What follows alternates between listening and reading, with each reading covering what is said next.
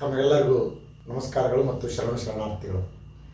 ನಮ್ಮೂರ ಸುದ್ದಿ ವಿಶೇಷ ಕಾರ್ಯಕ್ರಮಕ್ಕೆ ತಮ್ಮೆಲ್ಲರಿಗೂ ಆತ್ಮೀಯವಾಗಿರ್ತಕ್ಕಂಥ ಸ್ವಾಗತವನ್ನು ಬಯಸಿ, ವಿಶೇಷವಾಗಿ ಕನ್ನಡ ನಾಡಿನ ಹಿರಿಯ ಜನಪದ ವಿದ್ವಾಂಸರು ಮತ್ತು ಕನ್ನಡ ನಾಡು ನುಡಿ ಸಂಸ್ಕೃತಿ ಪರಂಪರೆಗೆ, ವಿಶೇಷವಾಗಿ ನೆಲಮೂಲ ಸಂಸ್ಕೃತಿಯಿಂದ ಬಂದಿರುವಂಥ ಜಾನಪದ ಸಂಸ್ಕೃತಿಗೆ ತಮ್ಮದೇ ಆದ ಕೊಡುಗೆಯನ್ನು ನೀಡಿರುವ ನಮ್ಮ ಬಾಗಲಕೋಟೆ ಜಿಲ್ಲೆಯ ಹಿರಿಯ ಜಾನಪದ ತಜ್ಞರೂ ಆದ, ಪಾರಿಜಾತ ಜಾನಪದ ಕಲೆಯನ್ನು ಬಹಳ ನಾಡಿನ ರಾಷ್ಟ್ರಮಟ್ಟಕ್ಕೆ ಒಯ್ದಿರ್ತಕ್ಕಂಥ ಒಂದು ಶ್ರೇಯಸ್ಸು ನಮ್ಮ ಜಿಲ್ಲೆಯ ಹಿರಿಯ ಸಾಹಿತಿಗಳಾಗಿರ್ತಕ್ಕಂಥ ಡಾಕ್ಟರ್ ಶ್ರೀರಾಮ್ ಮಿಟ್ಟಣ್ಣವರ ಗುರುಗಳ ಜೊತೆಗೆ ಇಂದು ನಮ್ಮೂರ ಸುದ್ದಿಯಲ್ಲಿ ವಿಶೇಷ ಸಂದರ್ಶನವನ್ನು ನಾವು ಇವತ್ತು ಮಾಡ್ತಾ ಇದ್ದೇವೆ.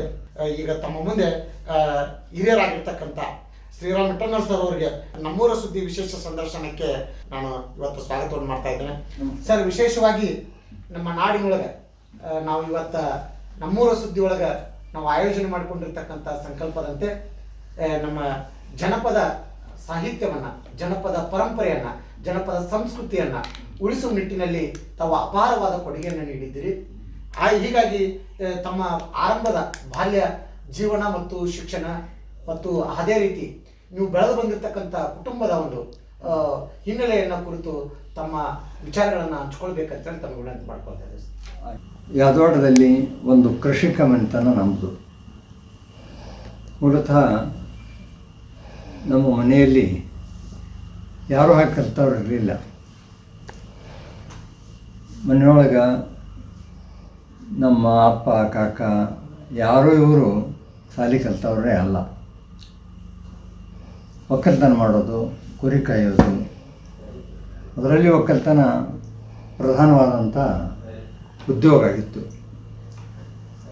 ಹೀಗಿದ್ದಾಗ ಇನ್ನೊಂದು ವಿಶೇಷತೆ ಏನು ಅಂತಂದರೆ, ನಮ್ಮದು ಕೂಡು ಕುಟುಂಬ, ಜಾಯಿಂಟ್ ಫ್ಯಾಮಿಲಿ ಅಂತಾರಲ್ಲ ಹಾಗೆ ಕೂಡು ಕುಟುಂಬ. ಮನೆಯೊಳಗೆ ಸಾಕಷ್ಟು ಜನ, ಒಂದು 30-35 ಜನ ಸತತ ಇರ್ತಾಯಿದ್ರು. ನಾವು ಸಣ್ಣಾಗಿರ್ತಾ 1972-73 ತನಕನೂ ನಮ್ಮ ಜಾಯಿಂಟ್ ಫ್ಯಾಮಿಲಿನೇ ಆಗಿತ್ತು. ಹಾಗಿದ್ದಾಗ ನಾವೆಲ್ಲ ಸಣ್ಣಾಗಿರ್ತಾ ಸರ್, ನಾನು ಪ್ರಾಥಮಿಕ ಶಿಕ್ಷಣದಲ್ಲಿ ಮುಗಿಸಿದೆ, ಹೈಸ್ಕೂಲ್ ನಮ್ಮೂರೊಳಗೆ ಮುಗಿಸಿದೆ. ಆ ದಿನಮಾನಗಳಲ್ಲಿ ಅದಕ್ಕಿಂತ ಸ್ವಲ್ಪಿಂದ ನನ್ನ ಬಾಲ್ಯದಲ್ಲಿ ಪರಿಶ್ರಮ ಅಂದರೆ ಏನು ಅನ್ನುವಂಥದ್ದು ಗೊತ್ತಾಯಿತು, ಸಹನೆ ಅನ್ನುವಂಥದ್ದು ಏನು ಅನ್ನುವಂಥದ್ದು ಗೊತ್ತಾಯಿತು. ಯಾಕಂತಂದರೆ ಒಂದು ಕೂಡು ಕುಟುಂಬಕ್ಕೆ ಪರಿಶ್ರಮ ಅಗತ್ಯದೆ, ಸಹನೆ ಅನ್ನುವಂಥದ್ದು ಅಗತ್ಯದೆ. ಅದು ಈಗಿನ ಕಾಲದೊಳಗೆ ಬೇರೆ ಸ್ವರೂಪ ತೊಟ್ಟುಕೊಂಡವೆ. ಜಾಯಿಂಟ್ ಫ್ಯಾಮಿಲಿಯನ್ನು ಕುರಿತಾಗಿ ಬೇರೆ ಬೇರೆ ಮನೋಭಾವನೆಗಳು ಕೆಲವೊಂದು ಜನ ಬಂದವೆ. ಕೆಲವೊಂದು ಜನ ಅದು ಒಳ್ಳೆಯದಿರ್ತಾರೆ, ಕೆಲವೊಂದು ಜನ ಕೆಟ್ಟದಿರ್ತಾರೆ. ಆ ವಿಷಯ ಬೇರೆ, ಅದರ ಚರ್ಚೆಗೆ ನಾನು ಹೋಗೋದಿಲ್ಲ. ಹಾಗಿದ್ದಾಗ ಎಲ್ಲರೂ ಒಂದೇ ಸಮನೆ ದುಡಿಯೋದು. ಇನ್ನೊಂದು ವಿಶೇಷತೆ ಏನು ಅಂತಂದರೆ, ನಮ್ಮ ಮನೆಯೊಳಗೆ ಎಲ್ಲರೂ ಹಾಡ್ತಾಯಿದ್ರು. ಅದು ನನಗೆ ಒಂದು ಪ್ರೇರಣಾ ಶಕ್ತಿಯಾಗಿ ನಿಂತು ಅನ್ನುವಂಥದ್ದನ್ನು ನಾವು ಪರಿಭಾವಿಸಬೇಕಿಲ್ಲ. ಎಲ್ಲರೂ, ನಮ್ಮ ಕಾಕಾಗಳು ಗೊತ್ತು, ನಮ್ಮ ತಂದೆ ಗೊತ್ತು, ನಮ್ಮವು ಗೊತ್ತು, ನಮ್ಮ ಚಿಗವುಗಳು ಎಲ್ಲರೂ, ಇವರೇನು 5-6 ಮಂದಿ ಅಂತಂಬರಿದ್ದಾರಲ್ಲ, ಎಲ್ಲರ ಇಡೀಯಾಗಿ ಎಲ್ಲರೂ ಹಾಡವರು. ಮುಂಜಾನೆ 4-5 ಗಂಟೆ ಆಯ್ತಿಲ್ಲೋ ಬೀಸುಕಲ್ಲಿನ ಸಪ್ಪಳಿಗೆ ಚಳೋದು ಮನೆಯಲ್ಲಿ. ಆ ಬೀಸುಕಲ್ಲಿನ ಸಪ್ಪಳಕ್ಕೆ ನಾವೆಲ್ಲ ಎತ್ತರ ಆಗಿಬಿಡ್ತಿತ್ತು. ಮುಂದೆ ಹೇಳ್ಕೊಂಡು ತಮ್ಮ ತೊಡಿ ಮೇಲೆ ನಮ್ಮನ್ನು ಮನಸ್ಕೊಂಡು ಹಂಗೆ ಹಾಡೋದು, ಬೀಸೋದು ಇವೆಲ್ಲ ನಡೀತಾ ಇತ್ತು. ಹಾಗೆ ಇಲ್ಲಿ ಅಂಥ ಹಾಡುಗಳನ್ನು ಕೇಳ್ತಾನೆ ನಾವೆಲ್ಲ ಬೆಳೆದವರು. ಹಾಗೆಯೇ ನಮ್ಮೂರೊಳಗೆ ಈ ಭಜನಾ ಮೇಳಗಳಿತ್ತು, ಡೊಳ್ಳಿನ ಮೇಳ ಇತ್ತು. ಸ್ವತಃ ನಮ್ಮ ಮನೆಯೊಳಗೇ ಒಂದು ನಮ್ಮ ತಂದೆ ಮತ್ತು ನಮ್ಮ ಕಾಕ ಡೊಳ್ಳಿನ ಹಾಡ ಭಾಳ ಪ್ರಸಿದ್ಧ ಹಾಡುಗಾರರು, ಡೊಳ್ಳಿನ ಹಾಡುಗಾರರು. ಆಮೇಲೆ ಹಂತಿ ಹಾಡುಗಳನ್ನು ಹಾಡ್ತಾಯಿದ್ರು, ಭಜನೆ ಹಾಡುಗಳನ್ನು ಹಾಡ್ತಾಯಿದ್ರು. ಹೀಗೆಲ್ಲ ಕೇಳ್ತಾ ಸಹಜವಾಗಿ, ಅತ್ಯಂತ ಸಹಜವಾದಂಥ ರೀತಿಯಲ್ಲಿ ನನಗೆ ಆ ಒಂದು ಪ್ರೇರಣೆ ಜಾನಪದ ವಲಯವನ್ನು ಕುರಿತಾಗಿ ಇಡಿಯಾಗಿ ಈ ಜಾನಪದ ಬದುಕಿನ ಬಗ್ಗೆ ಕುರಿತಾಗಿ ಒಂದು ಪ್ರೇರಣೆ ನನ್ನ ಕುಟುಂಬದ ಹಿನ್ನೆಲೆಯಲ್ಲಿ ನಮ್ಮ ಊರಿನ ಹಿನ್ನೆಲೆಯಲ್ಲಿ ನನಗೆ ಒದಗಿ ಬಂತು. ನಾನು ಸಣ್ಣಾಗಿರ್ತಾ ಭಾಳ ಚಂದ ಹಾಡ್ತಿದ್ದೆ. ಭಜನೆ ಹಾಡುಗಳನ್ನು ನಾನು ವಿಶೇಷವಾದಂಥ ನನ್ನ ಪ್ರವೇಶನೇ ಎಲ್ಲಿಂದ ಶುರು ಆಗ್ತದೆ ಅಂತ ಭಜನೆ ಹಾಡುಗಳಿಂದ ಶುರು ಆಗ್ತದೆ. ಯಾರಿಗೆ ಯಾರುಂಟು ಎರವಿನ ಸಂಸಾರ, ನೀರ ಮೇಲಿನ ಗುಳ್ಳಿ ನಿಜ ಬಲ್ಲುವರಿಗೆ, ಏನು ಪುರಂದಾಸರ ಪದ್ಯ ಬರ್ತದೆ, ಆ ಪದ್ಯವನ್ನು ನಾನು ಭಜನಾ ಮೇಳದೊಳಗೆ ಹಾಡ್ತಾಯಿದ್ದೆ. ಆಮೇಲೆ ಅದೇನು ಈ ಎಲ್ಲರೂ ಕೂಡಿ ಹಾಡುವಂಥದ್ದು ಏನಿದೆ, ಆ ಮೇಳಕಲೆ ಏನಿದೆ, ಆ ಮೇಳಕಲೆಯಿಂದ ನಾನು ಪ್ರಭಾವಿತನಾಗಿ ಸ್ವತಃ ಒಬ್ಬೊಬ್ಬನೇ ಹಾಡುವಂಥ ರೀತಿಯಲ್ಲಿ ನಾನು ಬೆಳ್ಕೊಂಡ್ಬಿಟ್ಟೆ. ನಾನು ಹಾಸ್ಟೆಲ್ಗಿದ್ದಾಗಲೇ ಒಂದಿಷ್ಟು ಸಂಗೀತ ಬಲ್ಲವನಾಗಿದ್ದೆ. ಅಂದ್ರೆ ರಾಗ ತಾಳ ಅಂತಲ್ಲ, ಹೆಸರಲ್ಲ, ಎಲ್ಲೇ ಏನೋ ಫಂಕ್ಷನ್ ಇದ್ದರೂ ನಾನು ಸ್ವಲ್ಪ ಹಾಡೋತಮ್ಮ ಅಂತ ತಿಳ್ಕೊಂಡು ನನ್ನನ್ನು ಪ್ರೇರಿಸ್ತಾಯಿದ್ರು ಜನ. ಹಾಗೆ ನಾನು ಹಾಡ್ತಾಯಿದ್ದೆ ಅನ್ನುವಂಥ ಮಾತು. ಇಷ್ಟೆಲ್ಲ ಆಗ್ತಾ ನನಗೆ ಇದು ಕುಟುಂಬದ ಹಿನ್ನೆಲೆ, ನಮ್ಮ ಊರಿನ ಪರಿಸರದ ಹಿನ್ನೆಲೆ, ಯಾದವಾಡದ ಹಿನ್ನೆಲೆ ಏನದಲ್ಲ, ಇದಕ್ಕೆ ಒಂದು ಒಂದು ಒಂದು ಇದರಿಂದ ನಾನು ಏನು ಪ್ರೇರಣೆ ಪಡೆದೆ. ಹಾಗೆಯೇ ಅಕ್ಷರಾಭ್ಯಾಸ ಪ್ರಾರಂಭ ಆದ ಮೇಲೆ ನಮ್ಮ ಅಣ್ಣ ಆತ ಪ್ರೈಮರಿ ಸ್ಕೂಲ್ ಟೀಚರ್ ಇದ್ದರು. ನಮ್ಮ ತಂದೆ ಅದು ಅವರು ನಿರಕ್ಷರಿಗಳು. ಆದರೆ ನಮ್ಮ ಚಿಕ್ಕಪ್ಪನ ಮಗ ಶಿವಣ್ಣ ಅಂತ ಬರ್ತಾರೆ, ಅವರು ಓದು ಬರ ಬಲ್ಲವರಾಗಿದ್ದರು, ಟೀಚರ್ ಆಗಿದ್ದರು. ಅವರು ಒಂದಿಷ್ಟು ಕಾದಂಬರಿಗಳ ಆ ಕಾಲಕ್ಕೆಲ್ಲ ಯಾರು ಕೃಷ್ಣಮೂರ್ತಿ ಪುರಾಣಿಕರ ಕಾದಂಬರಿಗಳ ಸುಗ್ಗಿಯ ಕಾಲವಾಗೆಲ್ಲ ತರುವಾಯ ಎಸ್ ಎಲ್ ಭೈರಪ್ಪನವರ ಕಾದಂಬರಿಗಳು ಪ್ರಾರಂಭ ಆದವು. ನಾನು ಕಾಲೇಜ್ಗೆ ಹೋದ್ಮೇಲೆ ಅದು ಎಸ್ ಎಲ್ ಭೈರಪ್ಪನವರ ಕಾಲ ಪ್ರಾರಂಭ ಆಯಿತು. ಅವರು ಕಾದಂಬರಿಗಳನ್ನ ಓದ್ತಾಯಿದ್ರು. ಅವರು ಓದ್ತಾ ಇರುವಂತೆ ಚಲೋ ಸನ್ನಿವೇಶಗಳು ನನ್ನ ಮುಂದೆ ಹೇಳ್ತಾಯಿದ್ರು. ನೋಡಪ್ಪ, ಈ ವರ್ಣನೆ ಹಿಂಗೆ ಬರ್ತೈತೆ ನೋಡಪ್ಪ, ಇದು ಇದು ಇದು ಕೆರಿ ವರ್ಣನೆ ಹಿಂಗೈತೆ ನೋಡು, ಹೊಲದ ವರ್ಣನೆ ಹಿಂಗೈತೆ ನೋಡು, ಮನೆ ವರ್ಣನೆ ಹಿಂಗೈತೆ ನೋಡು. ಅದು ಹೇಳಿ ಹೇಳಿ ಅವರು ಓದಿ ತೋರಿಸ್ತಿದ್ರು ನನಗೆ. ಆ ದೃಷ್ಟಿಯಿಂದ ಅದೇ ಇದೇನೋ ಮಜಾ ಐತ್ಲ ಅನ್ನುವಂಥ ಅರ್ಥದಿಂದ ನನಗೆ ಅದರೊಳಗೆ ಆಸಕ್ತಿ ಪ್ರಾರಂಭ ಆಯಿತು ಅನ್ನುವಂಥದ್ದು ಒಂದು. ಆಮೇಲೆ ನನಗೆ ಹೈಸ್ಕೂಲ್ಗೆ ಬಂದ ಮೇಲೆ, ಪ್ರೈಮರಿ ಕಳೆದು ಹೈಸ್ಕೂಲ್ಗೆ ಬಂದ ಮೇಲೆ, ಪ್ರೈಮರಿ ಒಳಗೂ ಕೂಡ ನಾನು ಹಾಡೋದು ಇದ್ದೇ ಇತ್ತು. ಹೈಸ್ಕೂಲ್ಗೆ ಬಂದ ಮೇಲೆ ಗುಡಿ ಸರ್ ಅಂತ ತಿಳ್ಕೊಂಡು ಒಬ್ಬರಿದ್ದರು. ಅವರಿಗೆ ಕುಮಾರವ್ಯಾಸ ಅಂತಾರೆ ಪಂಚಪ್ರಾಣ. ಕುಮಾರವ್ಯಾಸನನ್ನು ಭಾಳ ಓದಿದವರವರು, ಅಧ್ಯಯನ ಮಾಡಿದವರು. ಅವರು ಟೀಚರ್ ಅಲ್ಲ, ಕರೆ ಅಂದ್ರೆ ಈ ಆಫೀಸ್ ಸಿಬ್ಬಂದಿ ಅವರು. ಆದರೆ ಅವ್ರಿಗೆ ಆಸಕ್ತಿ ಅಂಥದ್ದಿತ್ತು ಅಂತಂದರೆ ಕ್ಲಾಸಿಗೆ ಬಂದು ಪಾಠಕ್ಕೆ ತಾವು ಅಬ್ಸೆಂಟ್ ಪೀರಿಯಡ್ನೊಳಗೆ ಬಂದು ಪಾಠ ಹೇಳ್ತಿದ್ರು. ಅನೇಕ ಸಲ ಬೇರೆ ಟೀಚರ್ನ ಬಿಡಿ ತಾವು ಪಾಠ ಹೇಳ್ತಿದ್ರು. ಬಂದು ಕನ್ನಡ ಪಾಠವನ್ನು ಹೇಳ್ತಾಯಿದ್ರು.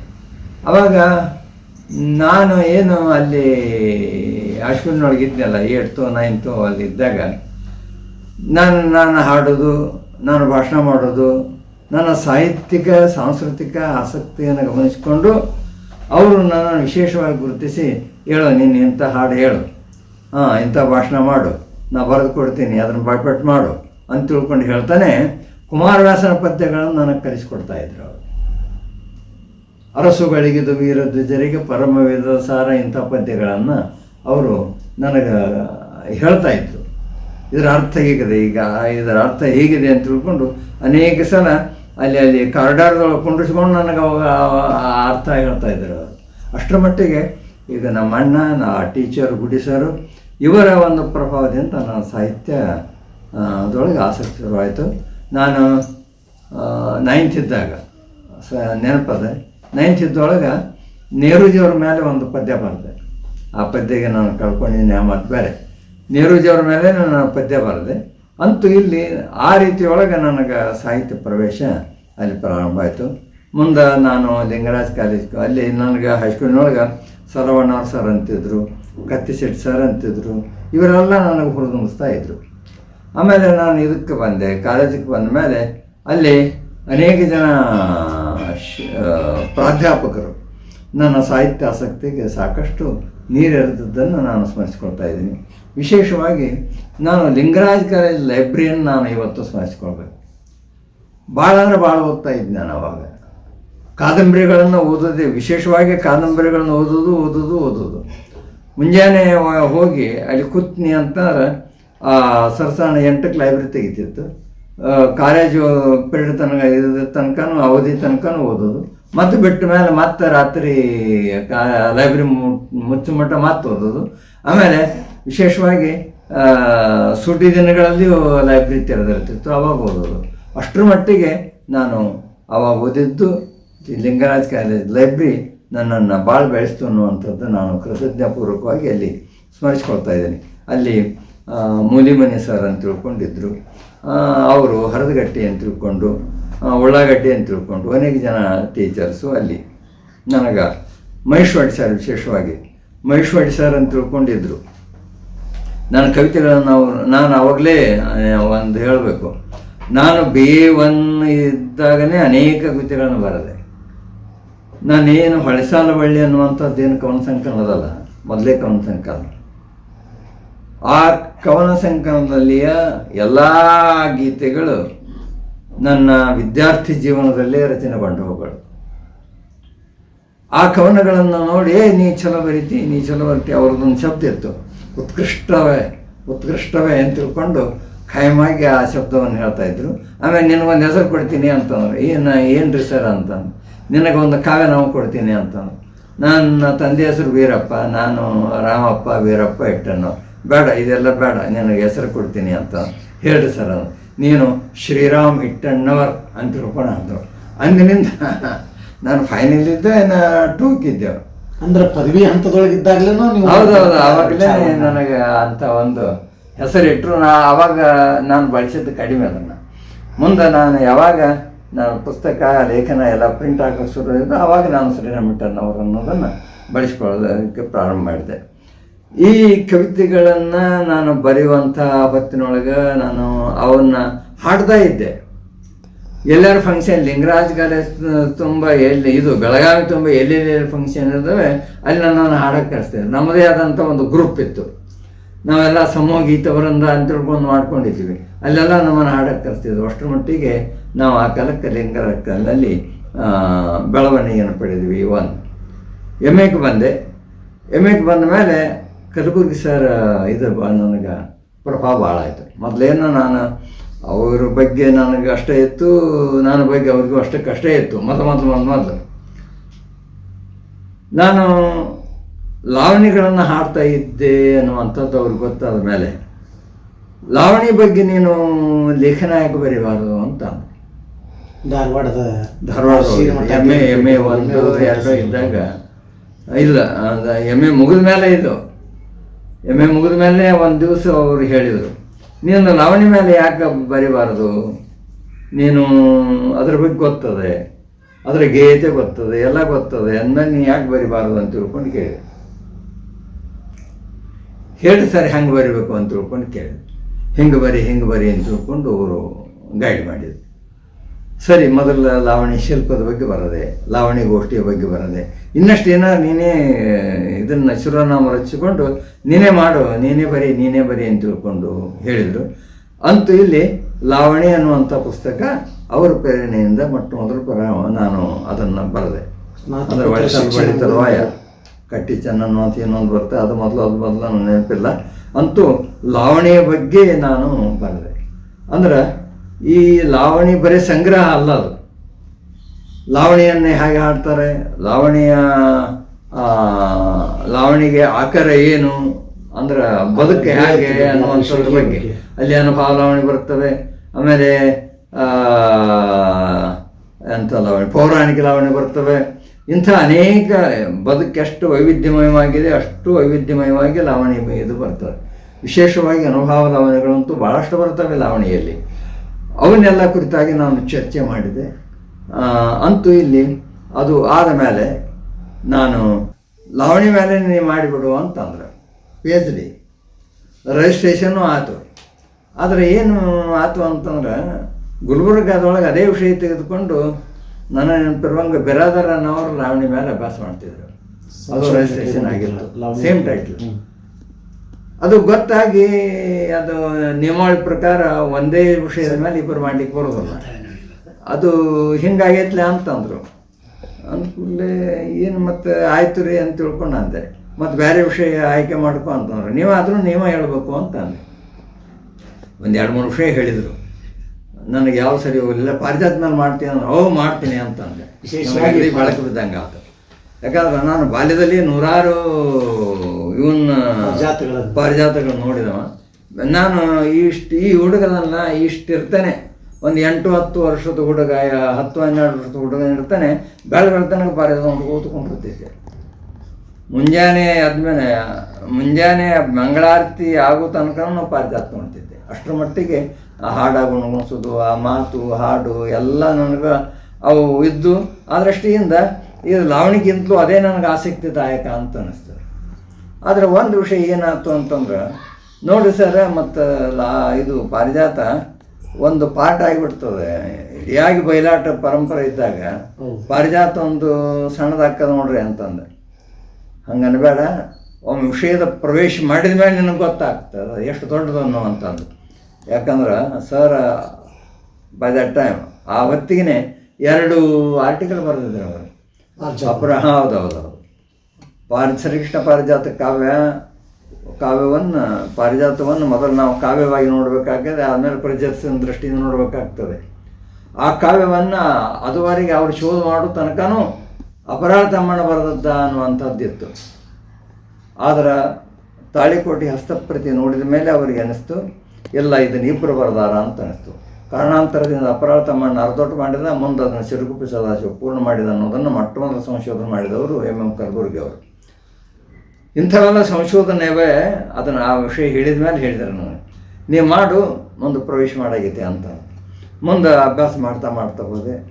ಅವ್ರಿಗೆ ನನಗೆ ಏನು ಅಂತಂದ್ರೆ ಆ ಅಭ್ಯಾಸ ಮಾಡ್ತಾ ಅದು ಏನು ಫೀಲ್ಡ್ ವರ್ಕ್ ಓರಿಯೆಂಟೆಡ್ ಪಾರಿಜಾತ ಅಂತಾರೆ. ಪಾರಿಜಾತ ಅಧ್ಯಯನ ಅಂತಾರೆ, ಫೀಲ್ಡ್ ವರ್ಕ್ ಓರಿಯೆಂಟೆಡ್. ಅದು ಮನೆಯಾಗ ಕೂತ್ಕೊಂಡು ಮಾಡೋದೇ ಅಲ್ಲ, ಕ್ಷೇತ್ರ ಕಾರ್ಯ ಮಾಡಿನೇ ಮಾಡಬೇಕು. ಯಾಕಂದ್ರೆ ನಾವು ಅದನ್ನು ಭಾಳ ಥೆರಾಟಿಕಲ್ ಮಾಡಿದ್ದೀವಿ ಅಂತಂದ್ರೆ ಅದರೊಳಗೇನು ಹುರುಳಿರೋದಿಲ್ಲ. ನಂದು ಈಗಲೂ ಕೂಡ ಎಲ್ಲ ನಾನು ಜಾನಪದ ಅಧ್ಯಯನವನ್ನು ಹೆಂಗೆ ನೋಡ್ತೀನಿ ಅಂತಂದ್ರೆ ಕ್ಷೇತ್ರ ಕಾರ್ಯದ ಮೂಲಕವೇ ನಾವು ಮಾಡಬೇಕು ಅನ್ನುವಂಥದ್ದು. ನಾನು ಅಷ್ಟರ ಮಟ್ಟಿಗೆ ಕ್ಷೇತ್ರ ಕಾರ್ಯವನ್ನು ನಾನು ಸಾವಿರಾರು ಕಿಲೋಮೀಟರ್ ಗಟ್ಟಲೆ ಅಡ್ಡಾಡಿ ಕ್ಷೇತ್ರ ಕಾರ್ಯ ಮಾಡಿದೆ. ಈ ಕಡೆ ಬೆಳಗಾವಿ ಜಿಲ್ಲೆಯ ಸತ್ಯಸೌಧಿ ಅಂತ ಬರ್ತಾವಲ್ಲ, ಅಲ್ಲಿಂದ ಹಿಡ್ಕೊಂಡು ರಾಯಚೂರು ಜಿಲ್ಲೆಯ ಅಪರಾಧ ತನಕ ನಾನು ಕ್ಷೇತ್ರ ಕಾರ್ಯವನ್ನು ಮಾಡಿದೆ. ನಾನು ಹೇಗೆ ಮಾಡ್ಕೊಂಡು ಹೋಗ್ತಿದ್ದೆ ಅಷ್ಟು ಅವ್ರಿಗೆ ಸಂತೋಷ ಆಗ್ತಾಯಿತ್ತು. ಸರಿ, ತಂದೆ ಭಾಳ ಚಲೋ ಆಯ್ತು ಅನ್ನೋವಂಥ. ಆ ಅಧ್ಯಯನ ಮಾಡುವಂಥ ಹೊತ್ತಿನೊಳಗೆ ನೀನು ಭಾಳ ದಿವಸ ಆಯ್ತು ನೀನು ಮದುವೆ ಮಾಡ್ಕೊಲ್ಲ ಅಂತ ಸಂಶೋಧನೆ ಕೈಗೊಂಡು ಅದು ನೀ 2 ದಿವಸ ಇನ್ನೂ 3-4 ವರ್ಷ ಹೋಗ್ತದೆ ಮಾಡ್ಕೊ ಅಂತ. ಸರಿ, ಮದುವೆ ಮಾಡಿಕೊಂಡೆ. ಸರೋಜನ ಮದುವೆ ಮಾಡ್ಕೊಂಡ್ಮೇಲೆ ಮನೆಗೆ ಬಂದ ಮೇಲೆ ಏನು ಬರೀ ಪಾರಿಜಾತ ಹತ್ಕೊಂಡಿರ್ತೀರಿ ಅಂತ ತಿಳ್ಕೊಂಡು ಶುರು ಮಾಡಿದೆ. ಯಾಕಂದ್ರೆ ಆಕೆ ಈ ಸಿಟಿಯಿಂದ ಬಂದಾಕೆ, ನಮ್ಮ ಮಿಸಸ್ಸು ಸಿಟಿಯಿಂದ ಬಂದವರಲ್ಲ, ಅದರ ಅಭಿರುಚಿ ಇರೋದಿಲ್ಲ, ಮೊದಲು ಆಸಕ್ತಿ ಇರೋದಿಲ್ಲ. ಒಮ್ಮೆ ನೀ ಪಾರಿಜಾತ ನೋಡು ಅಂತಂದೆ. ಒಂದು ಅವಕಾಶಕ್ಕೆ ನಾನು ಕಾಯ್ತಾ ಇದ್ದೆ. ಭಾಳ ಆಕಸ್ಮಿಕವಾಗಿ ನಮ್ಮ ಲೋಕಾಪುರ ದೇಶಪಾಂಡೆನ ಪಾರಿಜಾತ ಬಿಜಾಪುರದೊಳಗನೇ ಇತ್ತು. ಹೋಗಿ ಆಕೆಯನ್ನು ಕರ್ಕೊಂಡು ಹೋದೆ. ಇಬ್ಬರು ಕೂಡಿ ಪಾರಿಜಾತ ನೋಡಿದ್ವಿ. ಎಷ್ಟು ಅದ್ಭುತ ಐತಿ ಅನ್ನುವಂಥ ಮಾತನ್ನು ಅವತ್ತು ಹೇಳಿದ್ಲು. ಅವತ್ತಿನಿಂದ ಆಕೆಯಲ್ಲಿ ಆಸಕ್ತಿ ಬೆಳೆದು ನಾನು ಹೇಗೆ ಫೀಲ್ಡ್ ವರ್ಕ್ ಮಾಡ್ತೀನಿ ಹಾಗೆ ತಂತ ಮನೆಗೆ ಬಂದ ಮೇಲೆ ಆ ಟೇಪ್ ರೆಕಾರ್ಡ್ ಡಿಮ್ಯಾಂಡ್ ಮಾಡ್ತಾ ಆಕೆ ಬರಿತಾ ಹೋಗ್ಬಿಡ್ತಿತ್ತು. ನಾನು ಬರೆದದ್ದು ಕಡಿಮೆ, ಬರೇ ಅಡ್ಡಾಡೋದು ನನ್ನದು ಕೆಲಸ. ಅಡ್ಡಾಡಿ ಸಾಮಗ್ರಿಯನ್ನು ತರೋದು, ಸರ್ಕನ್ನು ತರೋದು. ನಮ್ಮ ಮಿಸಸ್ ಏನು ಮಾಡ್ತಿದ್ರು ಅಂತಂದ್ರೆ ಅದನ್ನೆಲ್ಲ ಬರಿತಾ ಹೋಗ್ತಾಯಿದ್ರು. ಈಗಿನ ಕಾಲಕ್ಕೆ ಜೆರಾಕ್ಸ್ ಸುಡ್ಲಿ ಏನು ಇದ್ದಿದ್ದೇ ಇಲ್ಲ. ಆಗಿನ ಕಾಲದೊಳಗೆ ಏನು ಇರಲೇ ಇಲ್ಲ.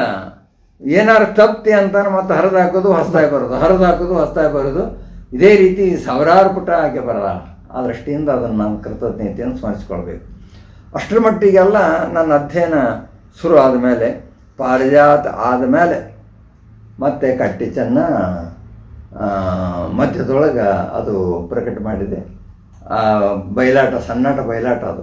ಆಮೇಲೆ ಒಂದೊಂದಾಗಿ ಬಂದು ನಾನು ಜಾನಪದವನ್ನು ಕುರಿತಾಗಿ ಬರದೆ, ಅದರ ಆಮೇಲೆ ಜಾನಪದ ಸಂಶೋಧನೆಗೆ ನಾನು ಹೊರಳಿದೆ. ಆದರೆ ನನ್ನ ಕಾವ್ಯಕ್ಷೇತ್ರವನ್ನು ನಾನು ಬಿಟ್ಟಿರಲಿಲ್ಲ. ನಾನು ಕವಿತೆಗಳನ್ನು ಬರಿತಾನೇ ಇದ್ದೆ. ಆದರೂ ಕೂಡ ಈ ಸಂಶೋಧನೆ ಸೆಳವಿಗೆ ಸಿಕ್ಕ ಮೇಲೆ ಸ್ವಲ್ಪ ಕಾವ್ಯದ ಬರವಣಿಗೆ ಅದು ಕಡಿಮೆ ಆಯಿತು ಅನ್ನುವಂಥದ್ದನ್ನು ನಾನು ಅಲ್ಲಿ ಒಪ್ಕೊಳ್ಬೇಕು. ಆ ದೃಷ್ಟಿಯಿಂದ ಈಗ ನೀವು ನೋಡ್ತಾ ಇದ್ದೀರಿ 29 ಪುಸ್ತಕಗಳು ಇವತ್ತು ಅವೆ. ಆದರೆ ಜಾನಪದವಾಗಿ ಇದು ನನ್ನ ಅಧ್ಯಯನ ಪ್ರಮುಖವಾಗಿ ಜಾನಪದ ವಲಯದ್ದು. ಆ ದೃಷ್ಟಿಯಿಂದ ನನ್ನನ್ನು ಜಾನಪದ ಲೇಖಕ ಅಂತಲೇ ಜನ ಗುರುತಿಸ್ತಾ ಇದ್ದಾರೆ. ಇದು ನನ್ನ ಕೌಟುಂಬಿಕೆಯಲ್ಲಿ, ನನ್ನ ಮನೆತನದ, ಇದು ನನ್ನ ಅಭ್ಯಾಸದಲ್ಲಿ ಎಲ್ಲ. ಆವಾಗಿರ್ತಕ್ಕಂಥ ಜನಪದ ಶೈಲಿಯ ಗೇಯತೆಗೂ ಮತ್ತು ಇವತ್ತು ಏನಾಗ್ತಾ ಇದೆ ತಂತ್ರಜ್ಞಾನ ಕಾಲಘಟ್ಟದಲ್ಲಿರ್ತಕ್ಕಂಥ ಇಂದಿನ ನೀವು ಏನು ಕ್ಷೇತ್ರ ಕಾರ್ಯ ಮಾಡುವಾಗಿನ ಒಂದು ಅನುಭವ ಹಂಚ್ಕೊಂಡ್ರಿ, ಅವತ್ತಿಗೂ ಮತ್ತು ಇವತ್ತಿಗೂ ಏನು ಅನ್ನಿಸ್ತಾ ಇದೆ ಸರ್? ಕೆಲವೊಂದು ಪ್ರಕಾರಗಳು ಹೇಗವಲ್ಲ, ವೃತ್ತಿಯೊಂದಿಗೆ ಅದು ಮಾಡುವ ಕ್ರಿಯೆಯೊಂದಿಗೆ ಬಂದಂಥವು. ಇನ್ನು ಕೆಲವೊಂದು ಗೋಷ್ಠಿ ಮೂಲಕವಾಗಿ ಅವು ಕಲೆಯಾಗಿ ಬೆಳೆದು ಬಂದಂಥವು.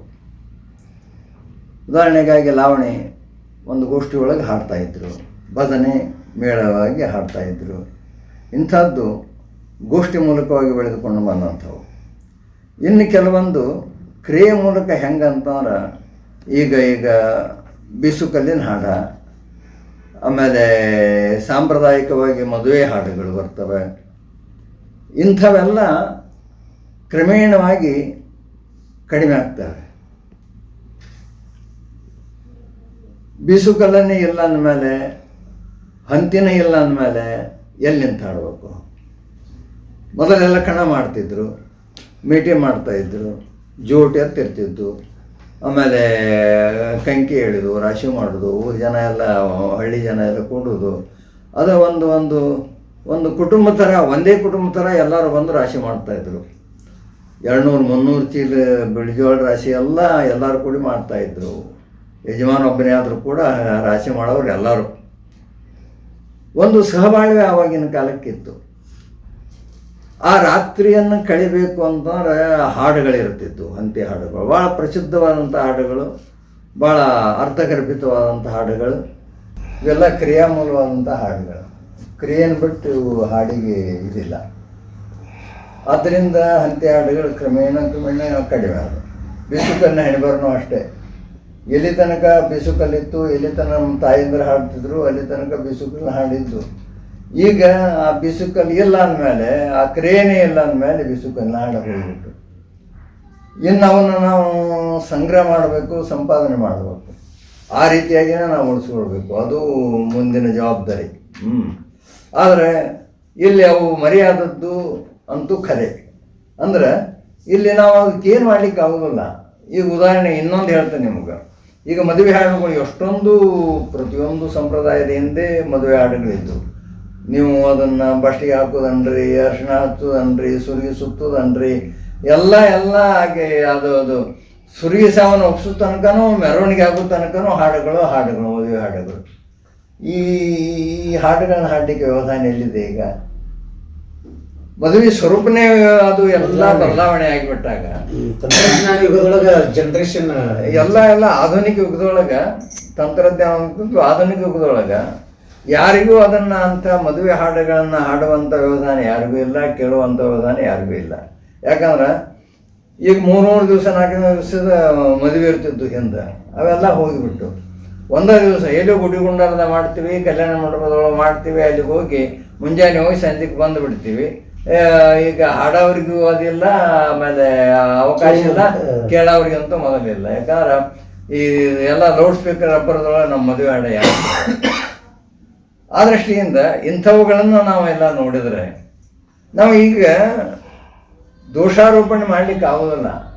ನೀವೆಲ್ಲ ಭಾಳ ದೊಡ್ಡ ತಪ್ಪು ಮಾಡ್ತಾ ಇದ್ದೀರಿ, ನಮ್ಮ ಸಂಸ್ಕೃತಿಯನ್ನು ಕಳೀತಾ ಇದ್ದೀರಿ, ನೀವು ಮದುವೆ ಹಾಡುಗಳನ್ನು ಬಿಟ್ರಿ, ಬಿಸುಕನ್ನ ಹಾಡುಗಳನ್ನು ಬಿಟ್ರಿ, ಹಂತಿ ಹಾಡುಗಳನ್ನು ಬಿಟ್ರಿ ಅಂತ ತಿಳ್ಕೊಂಡು ಹಳ್ಳಿಗರ ಮೇಲೆ ಕೆಲವೊಂದು ಜನ ದೋಷಾರೋಪಣೆ ಮಾಡ್ತಾರೆ.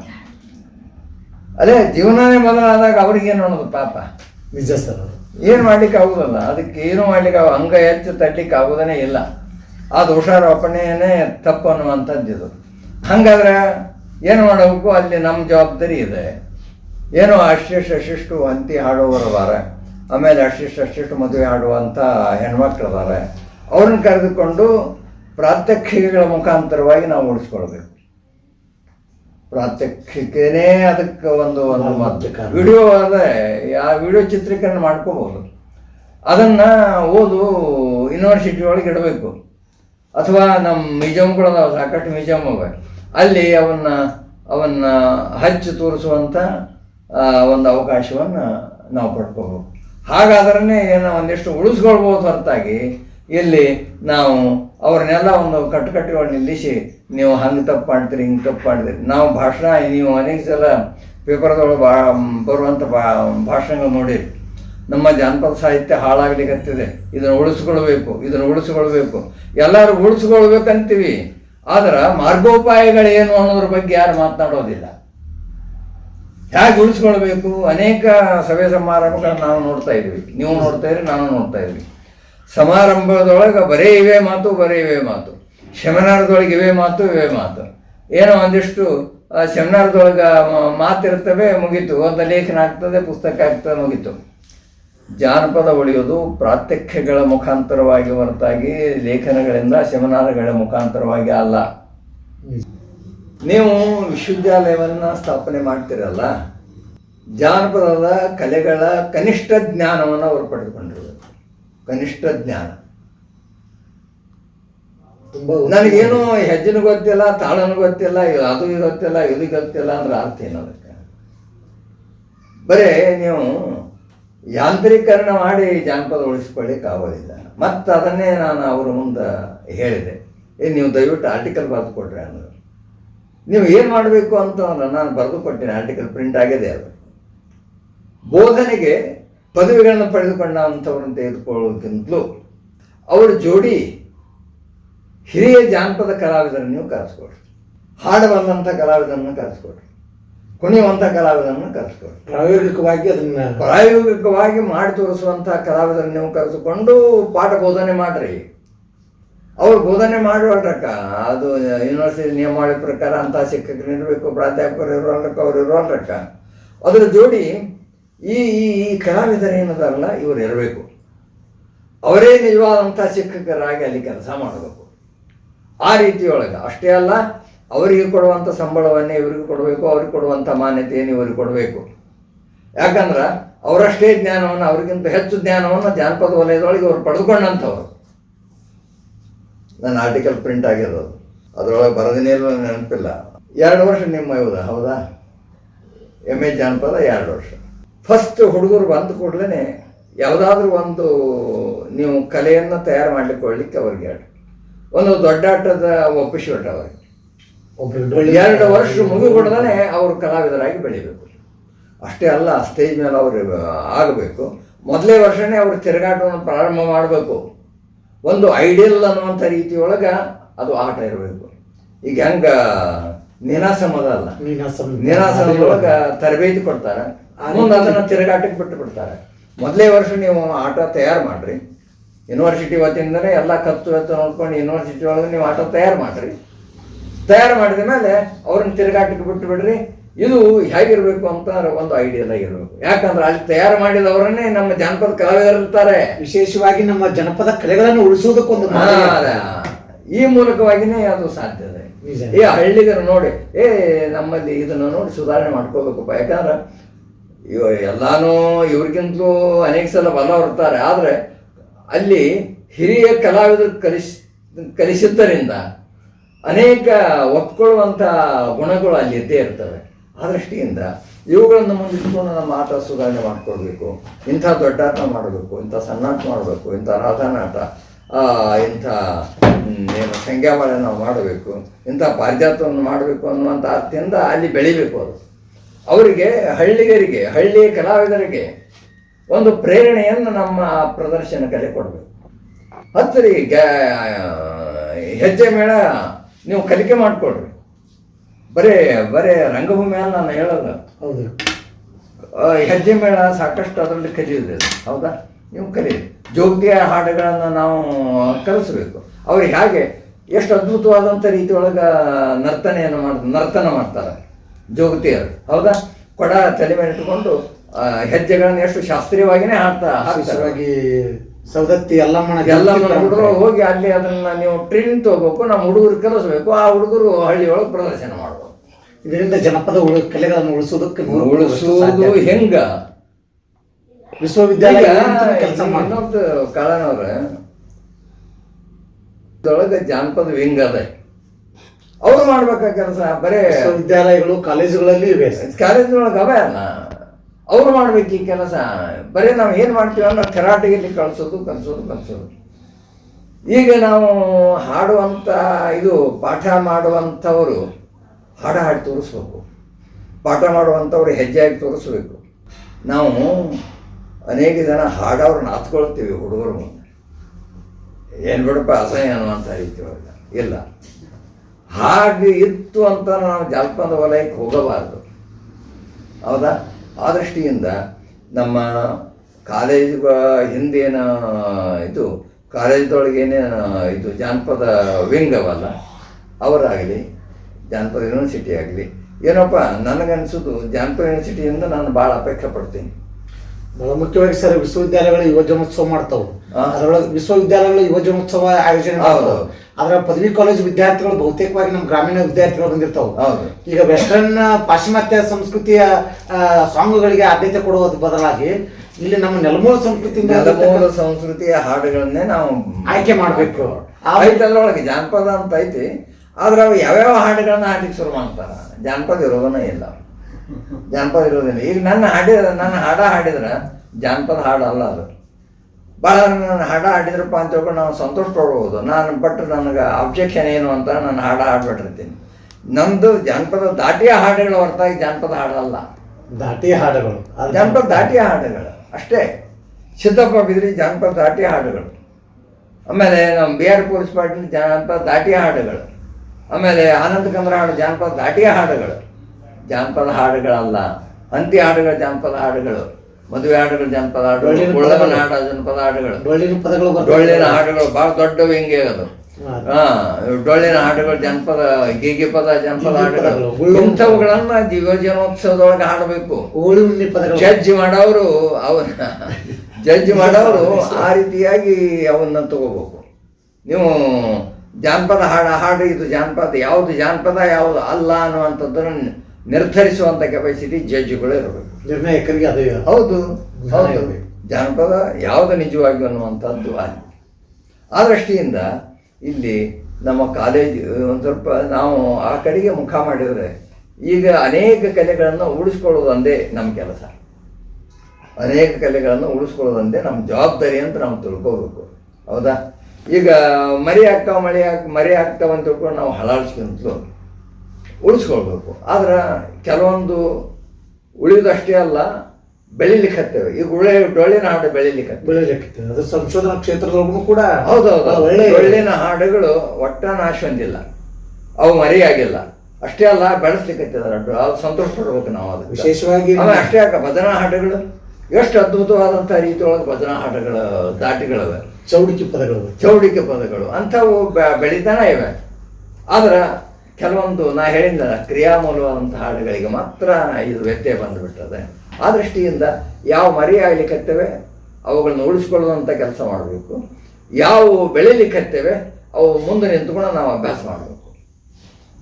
ಅವನ್ನು ಮುಂದೆ ನಿಂತುಕೊಂಡು ಅವುಗಳ ಮುಂದೆ ನಿಂತ್ಕೊಂಡು ಯಾವುದು ಸರಿ ಯಾವುದು ಅಲ್ಲ, ಯಾವುದು ಸರಿ ಯಾವುದು ಅಲ್ಲ ಅನ್ನುವಂಥ ಅರ್ಥದಿಂದ ನಾವು ಅವ್ರನ್ನ ಟೀಕಾ ಮಾಡೋದಕ್ಕಿಂತ ತಿತ್ತೋಣ ರೆಪ್ಯುಟೇಷನ್ ಬರ್ತಾವೆ ಹಾಡುಗಳೊಳಗೆ, ಅದನ್ನು ಕಡಿಮೆ ಮಾಡ್ಕೊಳ್ಳೋಣ. ಪುನಃ ಬರದಂತೆ ಸ್ವಲ್ಪ ಇದನ್ನು ಕಡಿಮೆ ಮಾಡ್ರಿ ಅನ್ನುವಂಥ ಅರ್ಥದಿಂದ. ಇನ್ನು ಕೆಲವೊಂದ್ಸಲ ಹಾಡುಗಳು ಅಸ್ಪಷ್ಟ ಆಗ್ತವೆ, ಪೂರ್ಣಗೊಳ್ಳುವುದು. ಅದನ್ನು ಒಂದು ಸ್ವಲ್ಪ ಸ್ಪಷ್ಟವಾಗಿ ಹಾಡ್ರಿ. ಹಾಡಿನೊಳಗೆ ದೋಷ ಇರ್ತವೆ, ಆ ಶಬ್ದ ದೋಷ ಇರ್ತದೆ, ಇದನ್ನ ಸರಿಪಡಿಸ್ಕೊಳ್ರಿ. ಇಷ್ಟೇ. ಅವ್ರನ್ನ ಮುಂದೆ ಕುಂಡ್ರಿಸ್ಕೊಂಡು ಆತ್ಮೀಯವಾದಂಥ ರೀತಿಯೊಳಗೆ ನಾವು ಹೇಳಬೇಕೆ ಹೊರತಾಗಿ ನಕ್ಕ ನೀವು ಹೇಳ್ತಕ್ಕದ್ದಲ್ಲ. ತಾವು ಬಯಲಾಟ ಅಕಾಡೆಮಿ ಅಧ್ಯಕ್ಷರಾದಾಗ ಮಾಡಿರ್ತಕ್ಕಂಥ ಕೆಲಸಗಳನ್ನು ಕುರಿತು ಸ್ವಲ್ಪ ಎಲ್ಲ ಹಾಕದ್ರಿ. ಇವೆಲ್ಲ ಏನಾಗಬೇಕು ಅಂತಂದ್ರೆ ಇನ್ನು ಆ ಕಡೆ ಬರ್ತೀನಿ, ಅದೊಂದು ಹೇಳಿ ಬಹುಶಃ ನಾನು ಸ್ವಲ್ಪ ಸರ್ಕಾರದ ಕಡೆ ಬರ್ತೀನಿ. ಇವರು ಸರ್ಕಾರ ಬದಲು ಸತ್ತಿಗೊಮ್ಮೆ ಅಕಾಡೆಮಿಗಳು ಯಾಕೆ ಚೇಂಜ್ ಆಗಬೇಕು? ಏನಾಗ್ಬಿಡ್ತಾರೆ, 6 ತಿಂಗಳಿಗೋ ವರ್ಷಕ್ಕೊಂದು ಸರ್ಕಾರ ಚೇಂಜ್ ಆದ ಕೂಡಲೇ ಏನು ಮಾಡಿಬಿಡ್ತಾರೆ, ಅಕಾಡೆಮಿ ರದ್ದಾಗಿಬಿಡ್ತು, ಅಧ್ಯಕ್ಷರು ಚೇಂಜ, ಅವ್ರ ಮನೆಗೆ ಹೋಗೋದು, ಸದಸ್ಯರ ಮನೆಗೆ ಹೋಗೋದು. ಇದು ಯಾಕೆ ಆಗಬೇಕು? ಯಾವುದೇ ಸರ್ಕಾರ ಬರಲಿ 3 ವರ್ಷ ಅದಿರಬೇಕು. ಇದು ನನ್ನ ಅಭಿಪ್ರಾಯ. ಯಾಕಂದ್ರೆ ಒಬ್ಬ ಅಧ್ಯಕ್ಷ ಅಥವಾ ಅಧ್ಯಕ್ಷರನ್ನ ಕೂಡ್ಕೊಂಡು ಏನೋ ಸದಸ್ಯರು ತಮ್ಮದೇ ಆದಂಥ ಫ್ಯೂಸ್ ಇಟ್ಕೊಳ್ತಿರ್ತಾರೆ. ಇದು ಹೀಗೆ ಬೆಳಿ ಏನಾದರೂ ಒಂದು ಯೋಜನೆ ಹಾಕ್ಕೊಂಡ್ರಾಗ ಅದು ಪೂರ್ಣ ಆಗ್ಬೇಕು, ಇಲ್ಲ ಆಗ್ಬೇಕು, ಪೂರ್ಣ ಆಗ್ಬೇಕು ಸರ್. ಮತ್ತು ನಿಮ್ಮದೊಂದು ಸರ್ಕಾರ 1 ವರ್ಷದೊಳಗೆ ಮುಗಿತಿ ಅಂತಾರೆ, ಮತ್ತು ಅವ್ರ ಮನೆಗೆ ಹೋಗೋದಾದ್ರೆ ಅದು ಯೋಜನೆ ಅಲ್ಲೇ ಉಳಿತೈತಿ. ಮುಂದಿನ ಅಧ್ಯಕ್ಷರ ಅನಿಸಿಕೆಗಳು ಏನಿರ್ತಾವೋ ಅವ್ರ ಯೋಜನೆ ಇರ್ತಾವೆ, ಹೆಂಗೆ ಹೇಳೋದು? ಅವ್ರು ಇದನ್ನು ಒಪ್ಕೊಳ್ಬಹುದು, ಒಪ್ಕೊಳ್ಳಿಕ್ಕೆ ಹಿಂಗೆ ಅರ್ಧಕ್ಕೆ ನಿಂತದೋ ಭಾಳ ಅದಾವ ಅಂತ ಅನ್ಸುತ್ತೆ. ನಿಂತ ಬಿಡ್ತಾವ, ಏನು ಪ್ರಶ್ನೆ ಇಲ್ಲ. ಇದು ಆಗಬಾರ್ದು. ಇದ್ರ ಬಗ್ಗೆ ನನ್ನ ಆಕ್ಷೇಪಣೆ ಯಾವಾಗಲೂ ಅದ. ಅಕಾಡೆಮಿ 3 ವರ್ಷ 3 ವರ್ಷ ನೀವು ಬೇಕಾದವ್ರು ಬರ್ರಿ, ನೀವು ಆಯ್ದವ್ರು ಬರ್ರಿ, BJP ಅವ್ರು ಬರಲಿ, ನೀವು ಬೇಕಾದವ್ರು ಬರ್ರಿ. ಯಾವುದೇ ಆಡಳಿತ ಪಕ್ಷ ಬಂದರೂ ಕೂಡ ಒಮ್ಮೆ ಯಾವುದೇ ಆಡಳಿತ ಪಕ್ಷ ಬಂದರೂ ಕೂಡ ಈ ವರ್ಷ ಇದೇ ಇಲ್ಲ, ಅಧ್ಯಕ್ಷ ಆಗ್ಯಾರಿಲ್ಲ, 3 ವರ್ಷ ಅವ್ರ ಜೋಡಿ ಸದಸ್ಯರದಾರರು 3 ವರ್ಷದ ಪೀರಿಯಡ್ ಅವ್ರು ಪೂರ್ಣಗೊಳಿಸಬೇಕು ಅಂತ ರೀತಿ 3 ವರ್ಷದ ತರುವಾಯ ನೀವು ಚೇಂಜ್ ಮಾಡಿರಿ. 3 ವರ್ಷದ ತರುವಾಯ ನೀವು ಚೇಂಜ್ ಮಾಡಿ, ಯಾರು ಬ್ಯಾಡ ಅನ್ನೋದಲ್ಲ. ಯಾಕಂದ್ರೆ ಆ ರೀತಿಯಾಗಿ ನೀವು ಬರೆದು ಕೊಡು, ಮುಂದೆ 3 ವರ್ಷದ ಅವಧಿ ಅಂತ ತಿಳ್ಕೊಂಡು ಬರೆದು ಕೊಡ್ರಿ. ಮುಂದಿನ ಆದೇಶ ಬರುವ ತನಕ ಇದು ಇರ್ತದೆ. ಏನು ಹಂಗಂದ್ರೆ ಸ್ಪಷ್ಟ 3 ವರ್ಷದ ತನಕ ಇದು ಇರಲಿ. ಆ ರೀತಿ ಒಳಗಿದ್ರೆ ಅನುಕೂಲ, ಯೋಜನೆಗಳನ್ನು ಪೂರ್ಣ ಮಾಡಲಿಕ್ಕೆ ಆಗ್ತದೆ. ನಮ್ಮಲ್ಲಿ ಕಲಾವಿದರನ್ನ ಉತ್ತೇಜಿಸುವಂಥ ರೀತಿಯೊಳಗೆ ನಾವು ಬೆಳಿಬೇಕು, ನಾವು ಅವನ್ನ ಬೆಳೆಸಬೇಕು. ವಿಶೇಷವಾಗಿ ಜಾನಪದ ಯೂನಿವರ್ಸಿಟಿ ಮಾಡಬೇಕಂತ ಕೆಲಸ ಭಾಳ ಅದ. ಆ ದೃಷ್ಟಿಯಿಂದ ಇಲ್ಲಿ ಎಷ್ಟು ಜನ ನಾವು ವಿದ್ವಾಂಸರಿದೀವೋ ಅಷ್ಟು ಜನ ಕಲಾವಿದರಲ್ಲಿ ಇರಬೇಕು. ಆ ದೃಷ್ಟಿಯಿಂದ ಈ ಹಿರಿಯ ಕಲಾವಿದರ ಮಾರ್ಗದರ್ಶನ ಭಾಳ ಮುಂದಿರಬೇಕು, ನಾವು ಮುಂದಿಟ್ಟು ನಾ ಎಲ್ಲೋ ಒಂದು ಕಡೆ ಒಂದು ಮಾತು ಹೇಳಿದ್ದೀನಿ, ಫೀಲ್ಡ್ ವರ್ಕ್ ಮುಖಾಂತರವೇ ನಾವು ಜಾನಪದವನ್ನು ಬೆಳೆಸ್ಕೋಬೇಕು. ಅಲ್ಲೆಲ್ಲಿ ಕಲಾವಿದರದಾರ, ಕ್ಷೇತ್ರ ಕಾರ್ಯದ ಮೂಲಕವೇ ನಾವು ಮಾಡಬೇಕು. ಜಾನಪದ ಅಧ್ಯಯನ ವೃಕ್ಷಕ್ಕೆ ಅದು ಮೂಲ ಅಂತ, ಅದು ಬೆಳವಣಿಗೆ ಅಂತಾರೆ. ಆ ತಪ್ಪಲ ಹಣ್ಣ ಎದರಿಂದ ಬರ್ತವೆ ಅಂತ ಕ್ಷೇತ್ರ ಕಾರ್ಯದಿಂದನೇ ಬರ್ತವೆ. ಇವು ನಮ್ಮೂರ ಸುದ್ದಿಯ ಮುಖಾಂತರವಾಗಿ ಇಂಥ ನಮ್ಮ ನಾಡಿನ ಸಂಸ್ಕೃತಿಯನ್ನು ಇದು ದೃಶ್ಯೀಕರಣದ ಮುಖಾಂತರವಾಗಿ ನೀವೇನು ನಮ್ಮ ಸಂಗಮೇಶ್ ಬಡಿಗೇರವರಾತು, ಆಮೇಲೆ ನೀವು ಕಾಳಣ್ಣವರಾತು, ನಮ್ಮ ಬ್ಯಾಳಿಯವರಾತು, ನೀವೇನು ಒಂದು ತಂಡ ಇಟ್ಟುಕೊಂಡು ಇವೆಲ್ಲ ಶ್ರಮದ ಕೆಲಸ ಭಾಳ. ಅಲ್ಲಿ ಕಲಾವಿದರನ್ನು ಭೇಟಿ ಆಗಬೇಕು, ಆಮೇಲೆ ಸಾಹಿತ್ಯಗಳನ್ನು ಭೇಟಿ ಆಗಬೇಕು, ಆಮೇಲೆ ನಮ್ಮ ಪ್ರಾಚ್ಯ ವಿಷಯಗಳೇನು ಅವುಗಳ ಸಂದರ್ಶನ ಮಾಡಬೇಕು. ಇಂಥವು ಶ್ರಮದಾಯಕ ಕೆಲಸ ಆದರೂ ಕೂಡ ನೀವು ಮಾಡ್ತಾಯಿದ್ದೀರಿ. ಆಧುನಿಕ ಸಂವೇದನೆಗಳನ್ನು ಅವುಗಳಿಗೆ ಅಳವಡಿಸಿ ಮತ್ತೆ ನಮ್ಮ ಸಂಸ್ಕೃತಿ, ನಮ್ಮ ಪರಂಪರೆ ಉಳಿಯುವಂಥ ರೀತಿಯಲ್ಲಿ ನೀವು ಪ್ರಯತ್ನ ಪಡ್ತಿದ್ದೀರಲ್ಲ, ನಿಮಗೆ ನಾನು ಧನ್ಯವಾದಗಳನ್ನು ಹೇಳ್ತಾ ಮಾತು ಮುಗಿಸ್ತಾ ಇದ್ದೀನಿ. ನಮ್ಮೂರ ಸುದ್ದಿಯ ವಿಶೇಷ ಸಂದರ್ಶನದಲ್ಲಿ ನಮ್ಮ ನಾಡಿನ ಹಿರಿಯ ಸಂಶೋಧಕರು, ಜನಪದ ತಜ್ಞರೂ ಆದ ಡಾಕ್ಟರ್ ಶ್ರೀರಾಮ್ ಇಟ್ಟಣ್ಣವ್ರು ಸರ್ ಅವರು ಜನಪದ ಸಾಹಿತ್ಯ ಮತ್ತು ಆ ಜನಪದ ಸಾಹಿತ್ಯ ಬೆಳೆದು ಬಂದ ಪರಂಪರೆ, ಆ ಸಂಸ್ಕೃತಿಯ ಮೌಲ್ಯಗಳನ್ನು ಇವತ್ತು ನಮ್ಮೂರ ಸುದ್ದಿಯ ವಿಶೇಷ ಸಂದರ್ಶನದ ಮೂಲಕ ಹಂಚಿಕೊಂಡಿದ್ದಾರೆ. ಹೀಗಾಗಿ ಅವರ ಒಂದು ವಿಚಾರಗಳು, ಅವರ ಚಿಂತನೆಗಳು ನಾವೆಲ್ಲ ಯುವ ಜನತೆ ಇವತ್ತು ಅವನ್ನ ಅಳವಡಿಸಿಕೊಂಡು ಪ್ರಾತ್ಯಕ್ಷಿಗಳ ಮೂಲಕ ಜನಪದವನ್ನು ಉಳಿಸಬೇಕು ಅನ್ನುವಂಥ ಗಟ್ಟಿಯಾಗಿರ್ತಕ್ಕಂಥವರ ನಿಲುವು ನಾವೆಲ್ಲರೂ ಇವತ್ತು ಅಳವಡಿಸ್ಕೊಳ್ಬೇಕಾಗಿರ್ತಕ್ಕಂಥ ಅವಶ್ಯಕತೆ ಇದೆ. ಆ ನಿಟ್ಟಿನೊಳಗೆ ನಮ್ಮೂರ ಸುದ್ದಿ ಇವತ್ತು ವಿಶೇಷ ಕಾರ್ಯಕ್ರಮ ಮುನ್ನಡೆ ಇಟ್ಟಿದೆ ಅನ್ನುವಂಥದ್ದನ್ನು ಹೇಳ್ತಾ ಹಿರಿಯರಾಗಿರ್ತಕ್ಕಂಥ ಇಟ್ಟಣ್ಣವ್ರ ಗುರುಗಳಿಗೆ ನಮ್ಮೂರ ಸುದ್ದಿಯ ಪರವಾಗಿ ತುಂಬ ಹೃದಯ ಕೃತಜ್ಞತೆಗಳನ್ನು ಸಲ್ಲಿಸ್ತಾ ಇದ್ದೇನೆ.